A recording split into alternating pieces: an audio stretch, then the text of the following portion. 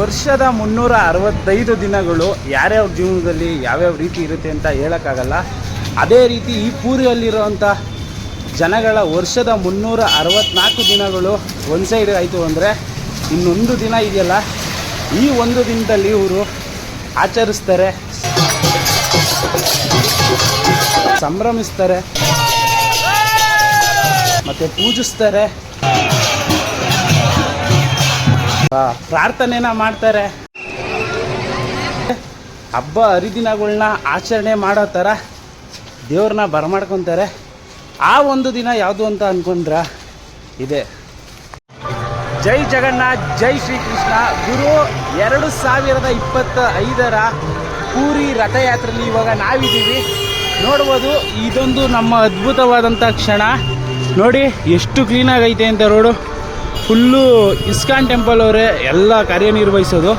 ಇಲ್ಲಿ road ಪ್ರತಿಯೊಂದೊಂದು ಅಂಗಡಿನೂ difference ನೋಡ್ಬೋದು ನೀವು. ಎಷ್ಟು ದೊಡ್ಡ ಐತೆ ಅಂದರೆ ನೀವು ಮ್ಯಾಕ್ಸಿಮಮ್ ಅಂದರೆ 1 ಕೋಟಿ ಜನ ಬಂದರೂ ಮೇಂಟೈನ್ ಮಾಡ್ಬೋದು ನೀವು. ಅಷ್ಟು ದೊಡ್ಡ ರೋಡು. ನಿಮಗೆ 3.5 ಕಿಲೋಮೀಟ್ರ್ವರೆಗೂ ರೋಡು ಇದೇ ಥರ ಇರುತ್ತೆ. ನಿಮಗೆ ಸಿಕ್ಕಾಪಟ್ಟೆ ಇಷ್ಟ ಆಯ್ತು ಈ ಸಲ. ಲಾಸ್ಟ್ ಟೈಮ್ ವೀಡಿಯೋನು ಹಾಕಿರ್ತೀನಿ, ಬೇಕಂದರೆ ಡಿಸ್ಕ್ರಿಪ್ಷನಲ್ಲಿ ನೋಡಿ. ಹೋಗ್ತಾ ಇದ್ದೀವಿ ಗುರು. ಜನಗಳು ಟೈಮ್ ಎಷ್ಟು ಅಂದ್ಕೊಂಡ್ರಿ? ಟೈಮ್ ಇನ್ನೂ ಬೆಳಗ್ಗೆ 6 ಗಂಟೆ 5 ನಿಮಿಷ. 6 ಗಂಟೆ 5 ನಿಮಿಷಕ್ಕೆ ಇಷ್ಟು ಜನ ಅವರೇ. ಇನ್ನೂ ಬರ್ತಾರೆ ಗುರು. ದೇವ್ರದ್ದು ತೇರು ಸ್ಟಾರ್ಟ್ ಆಗೋದು 9 ಗಂಟೆಗೆ. ನಿಮ್ಮನ್ನ ದೇವಸ್ಥಾನದ ಕರ್ಕೊಂಡು ಹೋಗ್ತೀನಿ. ಪ್ರೈವೇಟ್ ಗಾಡಿಗಳು, ಆಟೋ ಆಗಿರ್ಬೋದು, ಎಲ್ಲ ಅಲ್ಲೇ ಸ್ಟಾಪ್ ಮಾಡಿಬಿಟ್ಟಿದ್ದಾರೆ. ಯಾರು ನೀವು ನೋಡ್ತಾ ಇದ್ರಲ್ಲ, ಆ ಬ್ಯಾರಿಗೇಡ್ ಬಿಟ್ಟು ಮುಂದೆ ಬರೋಕ್ಕಾಗಲ್ಲ. ಮತ್ತು ಇಲ್ಲೇನು ಅಂದರೆ ಈ ದೇವಸ್ಥಾನಕ್ಕೆ ಸಂಬಂಧಪಟ್ಟಿರುವಂಥ ಗಾಡಿಗಳು, ಕ್ಲೀನಿಂಗ್ಗೆ ಸಂಬಂಧಪಟ್ಟಿರುವಂಥ ಗಾಡಿಗಳು, ದೇವಸ್ಥಾನದಲ್ಲಿ ಕೆಲಸ ಮಾಡೋವಂಥವ್ರು ತಮ್ಮ ತಮ್ಮ ಬೈಕ್ಗಳಲ್ಲಿ ಹೋಗ್ಬೋದು. ಮತ್ತು ಅದನ್ನು ಬಿಟ್ಟು ಇನ್ಯಾರಿಗೂ ಎಂಟ್ರಿ ಇಲ್ಲ. ಮತ್ತು ಈ ಊರವರೇ ಸ್ವತಃ ನಿಂತ್ಕೊಂಡು ದೇವ್ರದ್ದು ರಥಯಾತ್ರೆನ ನಡೆಸ್ಕೊಡ್ತಾರೆ. ಇವಾಗ ನಾವು ಹೋಗ್ತಾ ಇದ್ದೀವಿ. ಕಾಣಿಸ್ತಾ ಇದೆಯಾ ದೇವಸ್ಥಾನ? ಅದೇ ದೇವಸ್ಥಾನ. ಸರಿ ಸುಮಾರು ರೈಲ್ವೆ ಸ್ಟೇಷನಿಂದ ನಿಮಗೆ ಇಲ್ಲಿಗೆ ಬರೋಕ್ಕೆ 2.5 ಕಿಲೋಮೀಟ್ರ್ ಆಗುತ್ತೆ. ಈ ಹಬ್ಬದ ಟೈಮಲ್ಲಿ ಜಾಸ್ತಿ ಡಿಮ್ಯಾಂಡು. ಯಪ್ಪ ದೇವ್ರೆ, ಬನ್ನಿ ಹೋಗೋಣ. ಮುಂದೆ ಹೋಗಿ ನಿಮಗೆ ತಿಳಿಸ್ಕೊಡ್ತೀನಿ.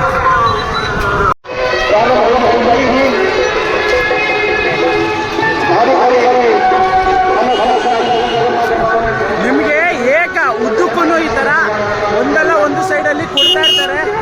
ಇಲ್ಲಿ ಮೈನಾಗಿ ಇಸ್ಕಾನ್ ಅವ್ರದ್ದು ಐತೆ. ಅವರು ಅಷ್ಟೇ ದಿನಕ್ಕೆ 5 ರಿಂದ 6 ಹೊತ್ತು ಊಟನ ಇವಾಗ ಸಪ್ಲೈ ಮಾಡ್ತಾರೆ. ಸೌಂಡು ಕೇಳಿಸ್ತಿಲ್ಲ ಅಷ್ಟೊಂದು ಜೋರಾಗಿ. ನೋಡ್ಬೋದು ನೀವು, ಪ್ರತಿಯೊಂದು ಸೈಡಲ್ಲೂ ಅಷ್ಟೇ ಬರೋ ಅಂಥ ಜನಗಳಿಗೆ ಅನುಕೂಲ ಆಗೋ ಥರ ಪ್ರಸಾದಗಳನ್ನ ಕೊಡೋದಾಗಿರ್ಬೋದು.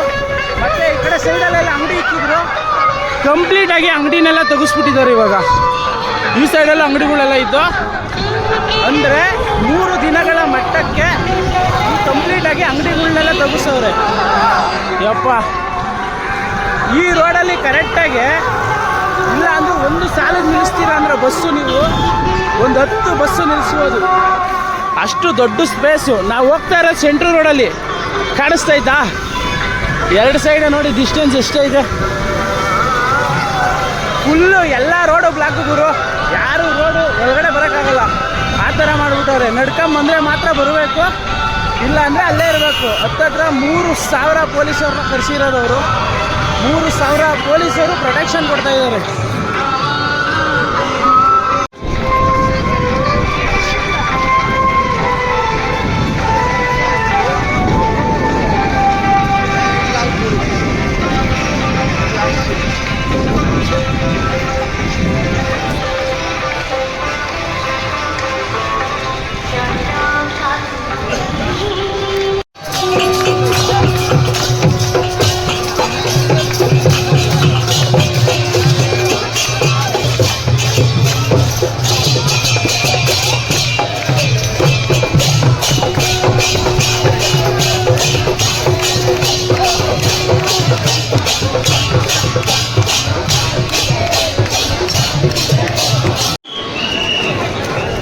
ಗುರು ಗುರು ಗುರು ಸರ್ವ ಸನ್ನಡವು ಸಿದ್ಧವಾಗಿದೆ 2025ರ ಪೂರಿ ರಥಯಾತ್ರೆಗೆ.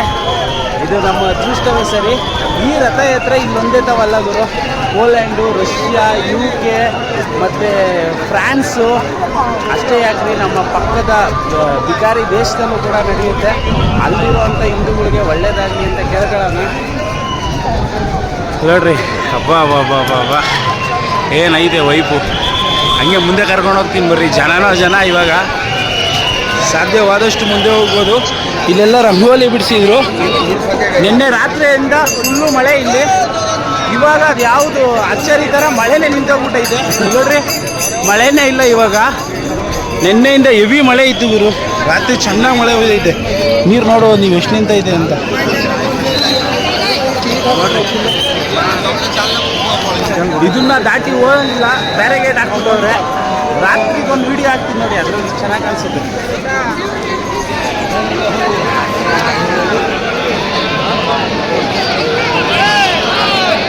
ಜೈ ಜಗನ್ನಾಥ್.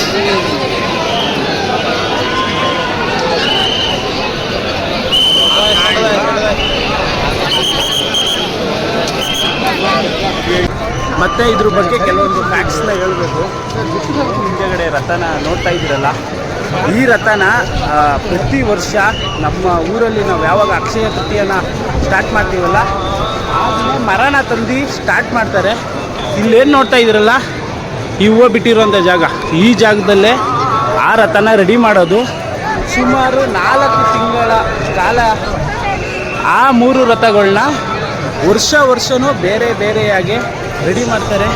ನೀವು ನೋಡ್ತಾ ಇದ್ದೀರಾ, ಈ ಸೈಡ್ ಇರೋದು ಬಲರಾಮನ ರಥ, ಮಧ್ಯದಲ್ಲಿರೋದು ಸುಭದ್ರೆಯ ರಥ, ಆ ಕಡೆ ಇರೋದು ಜಗನ್ನಾಥನ ರಥ. ಹೆಂಗೈತೆ ಚಿಂದಿ ಗುರು, ಜನನೂ ಹಂಗೆ ಚಿಂದಿಯಾಗವ್ರೆ ನೋಡಿ.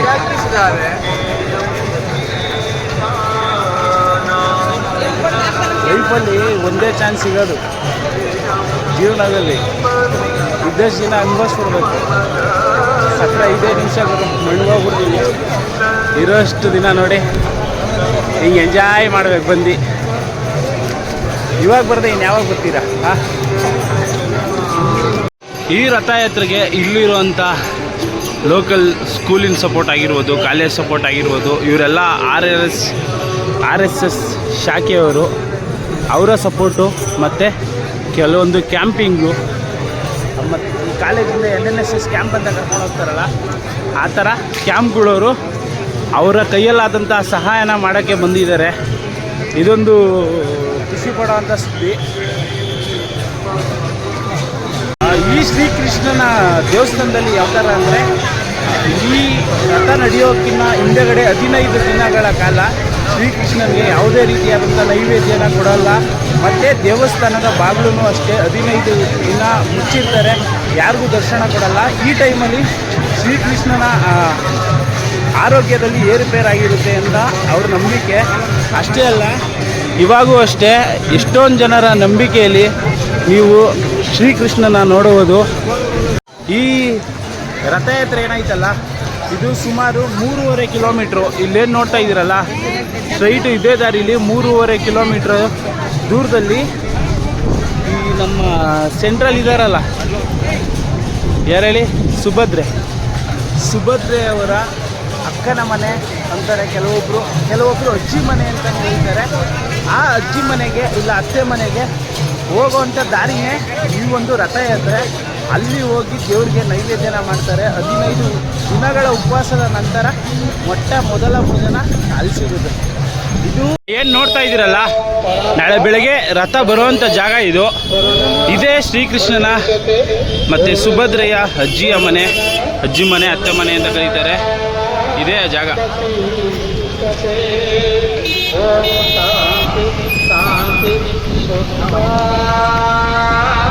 ನೋಡ್ರಿ, ಎಲ್ಲ ಹೆಂಗ್ ವಿಶ್ರಾಂತಿ ಪಡೀತಾ ಇದ್ದಾರೆ ಇಲ್ಲಿ.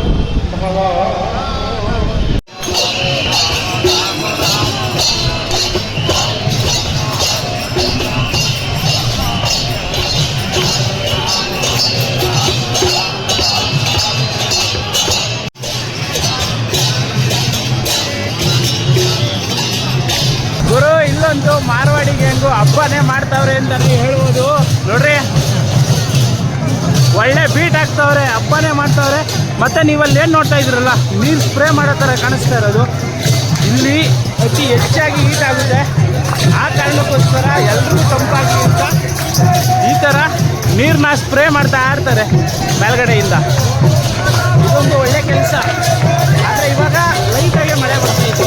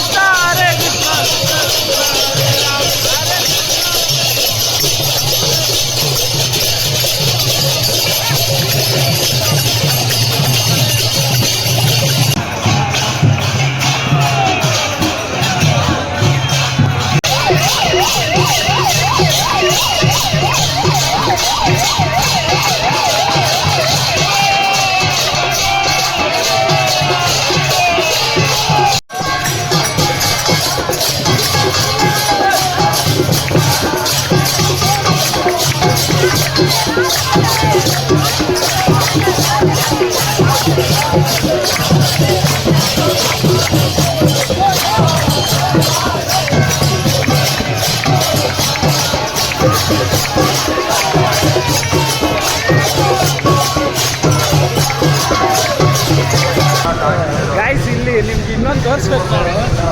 ಈ ಬಿಲ್ಡಿಂಗ್ ಎಲ್ಲ ಯಾರು ಆಕ್ರಮಣ ಮಾಡ್ಕೊಂಡವ್ರೆ ಅಂತ. ಇಲ್ಲಿ ನೋಡಿ, ಇಲ್ಲಿ ಒಡಿಶಾ ಟಿವಿ ಅಂದ್ಬಿಟ್ಟು ತಿರ್ಗಾ ಈ ಸೈಡು ಇಲ್ಲಿ ಯಾವುದೋ ಒಂದು ಚಾನೆಲ್ ಅವರು, ತಿರ್ಗಾ ಆ ಸೈಡು ಅಲ್ಲಿ ಯಾವುದೋ ಒಂದು ಚಾನೆಲ್ ಅವರು, ತಿರ್ಗಾ ಇಲ್ಲಿ ಯಾವುದೋ ಒಂದು ಚಾನೆಲ್ ಅವರು, ತಿರ್ಗಾ ಇಲ್ಲಿ ಇದು ಯಾವುದೋ ಜಿ ಟಿ ವಿ ಲೈವ್ ಅಂತ ಇದೊಂದು ಚಾನೆಲ್ ಅವರು, ತಿರ್ಗಾ ಅಲ್ಲಿ ಮುಂದೆ ಮೇಲ್ಗಡೆ ಅಲ್ಲಿ ಯಾವುದೋ ಚಾನೆಲ್ ಅವರು.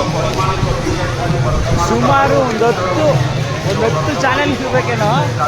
ಈ ಒಂದೊಂದವೇ ಎರಡೆರಡು ಹಿಡಿದ್ಬಿಟ್ಟವ್ರೆ, ನಿಮ್ಗೆ ಕಾಣಲ್ಲ ನೋಡಿ. ಇಲ್ಲೊಂದು ಹಿಡಿದವ್ರೆ, ಪಕ್ಕದಲ್ಲಿ ಇನ್ನೊಂದು ಹಿಡಿದವ್ರು ನೋಡಿ. ಆ ಥರ ಬೇಕಾದಷ್ಟು ಟಿ ವಿ ಚಾನೆಲ್ ಅವರು. ಮತ್ತು ಈ ಫಾರಿನ್ ಮೀಡಿಯಾಗಳೆಲ್ಲ ಬಂದೈತೆ. ಫಾರಿನಿಂದ ಬಂದಿರೋ ಮೀಡಿಯಾನೂ ಐತೆ ಒಂದು. ಅದು ಯಾವುದು ಅಂತ ಕ್ಲಾರಿಟಿ ಸಿಗ್ತಾ ಇಲ್ಲ. ನಾನು ಅವಾಗಲೇ ನೋಡ್ತಾ ಇದ್ದೆ, ಯಾರನ್ನೋ ಇಂಟರ್ವ್ಯೂ ಮಾಡ್ತಾಯಿದ್ರು, ಅದರಿಂದ ಹೇಳಿದ್ದಿಲ್ಲ. ಮತ್ತು ಎಲ್ಲ ರೆಡಿಯಾಗೈತೆ. ಇನ್ನು ಕೆಲವೇ ನಿಮಿಷಗಳಲ್ಲಿ ದೇವ್ರು ಆಚೆ ಬರ್ತಾರೆ. ಬಂದಿದ್ದ ತಕ್ಷಣ ರಕ್ತ ಕುಚ್ಕೊಂತಾರೆ, ಹಂಗೆ ಮುಂದೆ ಬರ್ತಾರೆ.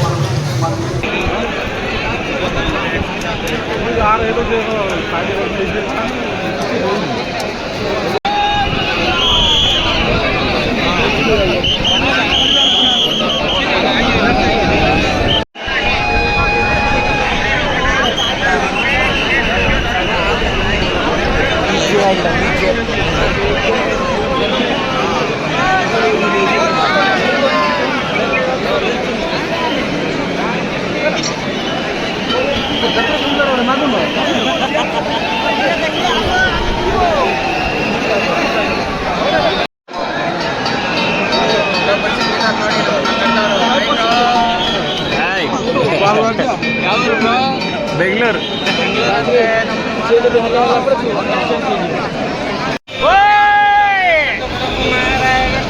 ಈ ಥರ ಬಿಸಿಲು ಇದ್ರೆ ತಣ್ಣಗೆ ಮಾಡೋಕ್ಕೆ ನೀರನ್ನ ಹೊಡಿತಿರ್ತಾರೆ ನೋಡಿ. ಈ ಥರ ಇವ್ನು ಹೊಡೆದವ್ರು ನೋಡಿ ಈಗ. ಹಾಂ ಸೂಪರ್ ಪಾನಿ ಏನೋ ಉಪ್ಪರ್ ಒಯ್ ದಿಕ್ರಾತ ಯಾವ ಥರ ಬೀಳ್ತೈತೆ ಒಳ್ಳೆ ಮಳೆ ಥರ ಹೊಡಿತಾ. ಇವ್ರು ನಮ್ಮ ಕನ್ನಡಿಗರು ಒಬ್ರು ಸಿಕ್ಕಿದ್ರು. ಏ ಗುರು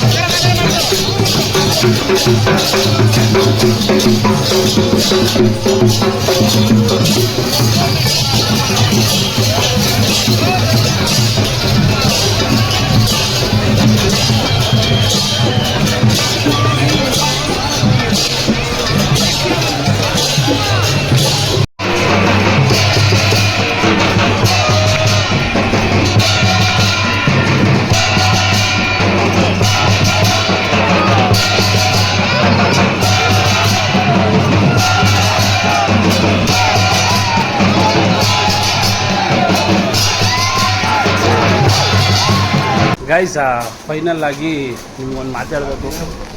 ನನ್ನ ಡ್ರೀಮು ಅನುಕೂಲಾಗಿ ಉಳೀತು. ಯಾಕಂದರೆ ಈ ಪೂರಿ ರಥಯಾತ್ರೆ ನಾನು ಅಂದ್ಕೊಂಡಿದ್ದೆ ಬೆಳಗ್ಗೆ ನಡೆಯುತ್ತೆ 8 ಗಂಟೆ 9 ಗಂಟೆಗೆ ಅಂತ. ಇಲ್ಲ, ಇದು ನಡೆಯೋದು ಮಧ್ಯಾಹ್ನ 4 ಗಂಟೆ ಮೇಲಂತೆ. ಹಂಗೇನು ಗೊತ್ತಾದ್ರು, ನಾನು ವಿಡಿಯೋ ಎಲ್ಲ ನೋಡಿದ ಪ್ರಕಾರ 9 ಗಂಟೆ ಅಂದರೆ ಮಾಮೂಲಿ ಈ ಶಾಸ್ತ್ರಗಳ ಪ್ರಕಾರ ಟೈಮಿಂಗ್ಸ್ ಇರ್ತದಲ್ಲ, ಆ ಟೈಮಿಂಗ್ಸಲ್ಲಿ ನಡೆಯೋದು. ನಾನೇನು ಮಾಡಿದೆ, ಮೊದಲೇ ಟ್ರೈನ್ ಟಿಕೆಟ್ ಬುಕ್ ಮಾಡಿಬಿಟ್ಟಿದ್ದೆ. ಸ್ವಲ್ಪ ಫ್ಯಾಮಿಲಿ ಕಮಿಟ್ಮೆಂಟ್ ಇಲ್ಲ, ಆದರೆ ಟೈಮ್ ಅಡ್ಜಸ್ಟಬಲ್ ಆಗದೇ ಇರೋ ಕಾರಣ ನಮ್ಮ ಪಯಣ ರೈಲ್ವೆ ಸ್ಟೇಷನ್ ಕಡೆ 2 ಗಂಟೆವರೆಗೂ ಕಾಯ್ದಿದ್ದೀನಿ ಗುರು. 6 ಗಂಟೆಯಿಂದ ಅಂದರೆ ಸುಮಾರು ಒಂದು 8 ಅವರು. ಆಮೇಲೆ ಅಲ್ಲಿ ಇನ್ನೊಂದು ಏನು ಪ್ರಾಬ್ಲಮ್ ಅಂದರೆ ಅಕ್ಕಪಕ್ಕ ಕುಂತ್ಕೊಳ್ಳೋಕ್ಕೂ ಏನೂ ಇಲ್ಲ, ಎಲ್ಲ ಕುಂತ್ಕೊಂಡ್ಬಿಟ್ಟಿರ್ತಾರೆ. ನಿಮಗೆ ಅಂಗಡಿಗಳ ಮುಂದೆ ಚಾತ ಗೀತ ಎಲ್ಲ ಹಾಸ್ಕೊಂಡು ಮಲಿಕೊಂಬಿಟ್ಟಿರ್ತಾರೆ. ನಮಗೆಲ್ಲ ಕುಂತ್ಕೊಳ್ಳೋಕ್ಕೂ ಬಿಡೋಲ್ಲ. ಅದಕ್ಕೇ ನಿಂತು ಸಾಕಾಗಿ ನಾವೇನು ಮಾಡ್ತಿದ್ದೀವಿ, ಕೊನೆಗೆ ಈ ಅಡ್ಡ ರಸ್ತೆಯಲ್ಲಿ ರೈಲ್ವೆ ಸ್ಟೇಷನ್ಗೆ ಹೋಗ್ತಾ ಇದ್ದೀವಿ ಗೈಸ್. ಮುಂದಿನ ವರ್ಷ ಏನಾದರೂ ಕೃಷ್ಣ ಬಾ ಅಂತ ಕರೆದ್ರೆ ನನ್ನ ಆಸೆನ ಫುಲ್ಫಿಲ್ ಮಾಡ್ಕೊಳ್ಳೋದ್ರಲ್ಲಿ ಇರ್ತೀನಿ. ಈ ವಿಡಿಯೋ ಮಾಡೇ ಮಾಡ್ತೀನಿ ಮುಂದಿನ ವರ್ಷ ಅನ್ನೋ ಗ್ಯಾರಂಟಿ ಕೊಡ್ತಾ ಸಿಗೋಣ ಮುಂದಿನ ಹೊಸ ವಿಡಿಯೋ ಒಂದಿಗೆ.